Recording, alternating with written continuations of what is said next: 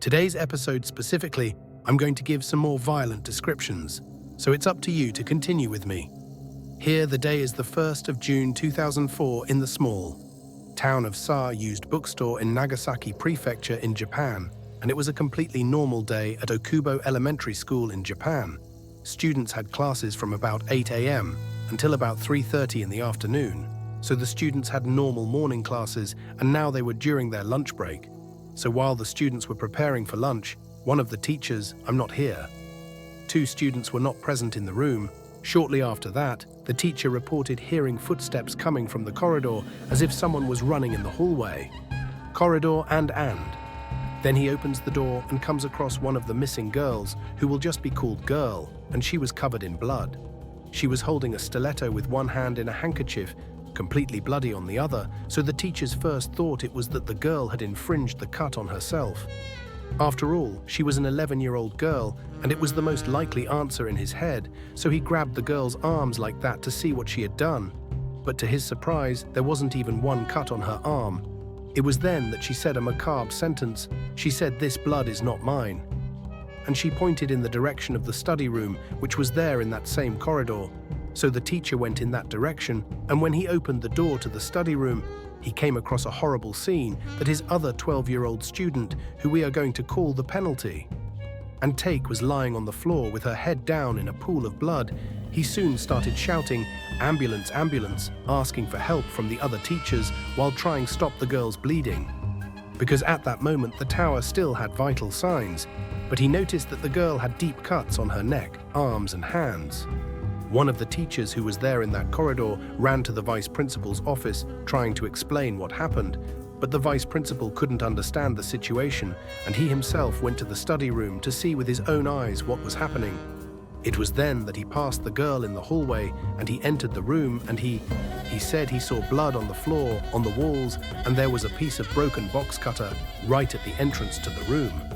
So around 12:43, the vice principal calls an ambulance. I can't explain exactly what it is. And he said there was a child in a critical situation, and he asks for an ambulance, and then he calls the father of the girl who was there on the floor. So until the ambulance arrived, the teachers closed all the doors and curtains so that none of the children were exposed to a scene horrible like that. And I think that at the time, no one suspected that an 11-year-old child would be capable of committing a horrible crime like that. So one of the teachers took the girl upstairs to change and wash the blood off her hands. But when the paramedics finally arrived at the school, they saw that the tower no longer had vital signs, and she was declared. And as this whole scene was very suspicious, it didn't seem like it had been an accident. The police soon asked to talk to the girl here. It seemed to be the only person who knew what really happened, and without hesitation, the girl told her that she actually called Satomi during that break to the next room. Something like that. Come here and see something. And as soon as the two entered, the girl closed the curtains. She told me to rob me. Sitting on a chair, and from behind she picked up a stiletto, inflicted several cuts on her. The police also said that there is evidence that the girl even kicked the Satomi when she was already on the floor.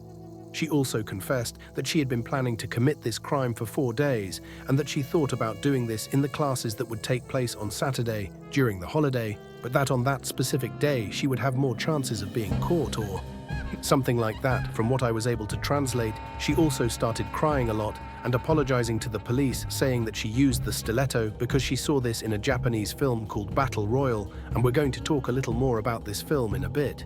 So I'll wait. So the police took the girl to the police station so that she could give more statements, and some of the other classmates from the 2 girls together with a companion.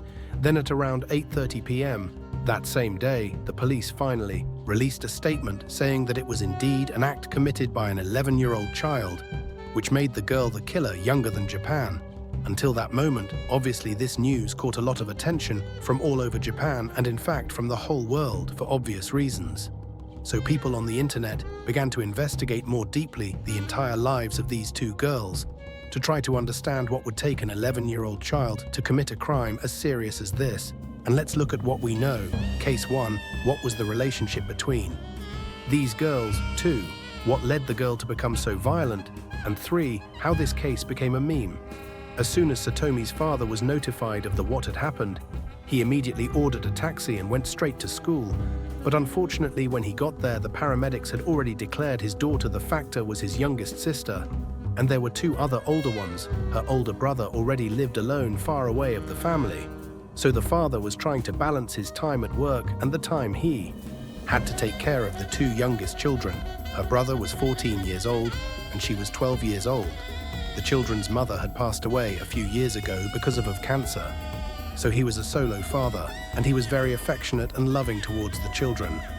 He even said that he couldn't imagine their life with his daughter, because she was like that. She breathed, and her classmates said that she assaulted me. She was a super excited and happy girl, and in fact, she and the girl were great friends who had many interests in common, and they take an art and basketball class together. So it seems like the girl was from the same class as this one.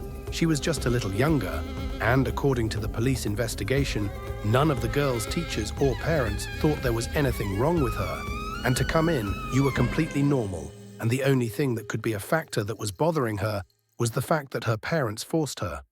The girl leaving here asked for basketball to focus more on her studies, but it's not like it was very different from the upbringing of other Japanese children. Stay with us. You know, education is very strict there in Japan, so that probably wouldn't be a reason to commit a serious crime like that. But after interviewing some of the girl's classmates, they discovered that she had some violent attitudes. Yes, first, a father said that she was the type of child who liked to spend time alone with herself, and so far so good, but her classmates' class, and they said that she didn't like to lose, so once in a while she hit and kicked her classmates when she asked for games. People on the internet also found out that the girl was a big fan of horror films, like the one we had mentioned before. Royal, which coincidentally lies or not, is about high school students who are forced to fight against each other, and she was such a fan of this specific film that she even wrote a fanfic about it. She was also a fan of sinister games and this script folders that are urban horror stories, right? What led to a lot of conversation in Japan about, do violent games make children violent? Go deeper, because it is not the intention of this specific video, but one of these clip folders was called the Red Room, which is an urban legend, let's say, there in Japan, in which briefly a window like these pulps appears on the computer saying, do you like Red Branch? Do you like the Red Room? And right after that, theoretically, the person who receives this message would commit the thread, and then the room would turn red. Right? The trigger for this case, according to the girl herself who robbed me, had written some slightly cruel things about her in online forums that were all friends at school. So Satomi made comments about the girl's appearance, saying that she was fat, something like that, and talking about her personality, kind of saying that she was a nerd. From what I understand correctly, then the girl herself told her that she looked very bad with these comments, and that from one day to the next, she decided to plan this attack, kind of also admitting that it was a premeditated crime. But as she was 11 years old at that time, she could not be charged according to the Japanese Penal Code on the 15th September 2004. A few months later, she was sentenced to 2 years and a juvenile reformatory. But after a while, she was already there in the reformatory, they and another 2 years because of her behavior. After a psychological evaluation, the professionals said that the girl, she had serious difficulties in differentiating what was real life and what was fiction. For example, during the trial, she said she really showed that she was sorry for what she did. But she said that she wanted to apologize to Satomi in person, which I live as if she didn't understand that the person couldn't be resurrected like playing video games. Later, she was diagnosed as having pervasive developmental disorder, which is volleyball. What I found on the internet about this disorder are disorders that impair interaction, social and communicative and behavioral skills individuals, and I want to make it very clear to you here too. It is not because the person has IT that they will necessarily be a violent person in any way. Some professionals even contested this diagnosis, which was given to her, and it was probably a series of very specific factors that led the girl to commit this crime that day. Anyway, it seems that she was released from reform school in September 2013, when she was already 20 years old. But anyway, how did this extremely tragic event become a meme on the internet? You must have been wondering since the beginning of this video why I've been calling the girl a girl, right? And it's because in Japan, they have a law that protects young offenders from having their identity released to the public.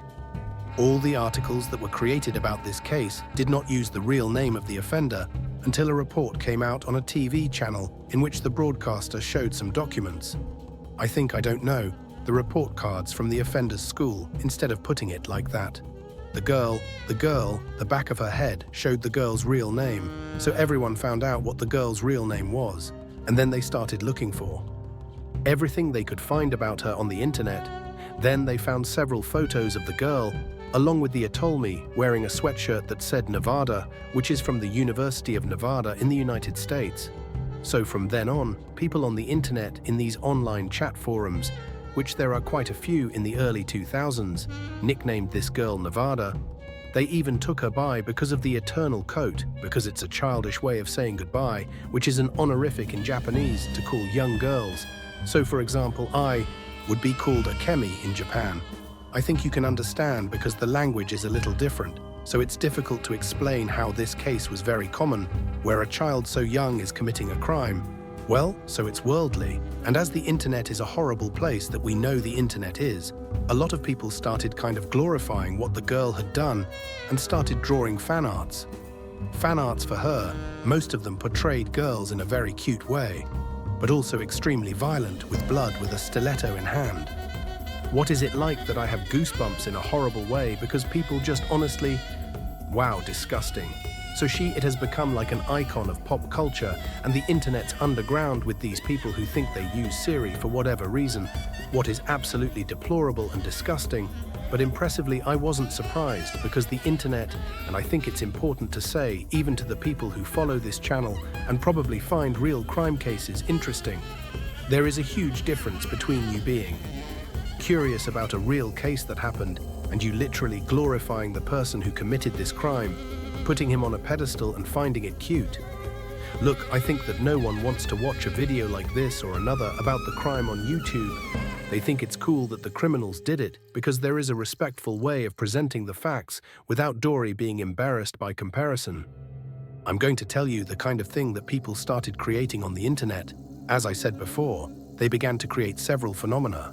They had forums dedicated to posting ethereal faith, Northern Nevada, posting how cute she was, writing fanfics, which is disgusting. Even today in Japan and all over the world, there are people who do nervous cosplay. There's something like that too, and there was even a rock band called Nevada Turn as a tribute to the meme. But for me, this kind of thing is disrespectful to the page being a father of Satomi and having to deal with this glorification of the person who stole his daughter from a future. No, people are very disrespectful. They will have the slightest notion of things. Other extremely random negative consequences that happened later. This case is that in July 2005, the University of Nevada's online store said that the piece that bestseller it was exactly. The sweatshirt written Nevada, but they separated it because it was for the wrong reasons. So they stopped selling this piece, which I thought was altruistic, and the movie Battle Royal. Uncle Rack, he was the sequel to the movie Battle Royal, which the girl was a huge fan of. It was scheduled to be released on DVD the week after the incident. What is cinema really crazy? Coincidence. So the creators decided to postpone the release because of this case. So basically, this is today's case, and if you found it interesting, that's fine, but don't create fan art about it. Killers, this is another level, but I know that you subscribed. Friends are the best audience on YouTube, and you would never go through this shame. Today's case was heavier than normal. That's why I created a separate channel for Coffee Investigative that was exactly so I could talk about cases like this without feeling bad that there were people who subscribed because of K-pop on my first original channel called Louisa, which right, and I know it's a famous case, there are several videos on YouTube about this, but I tried to find as much information as possible that isn't available in these other videos to bring something new to you.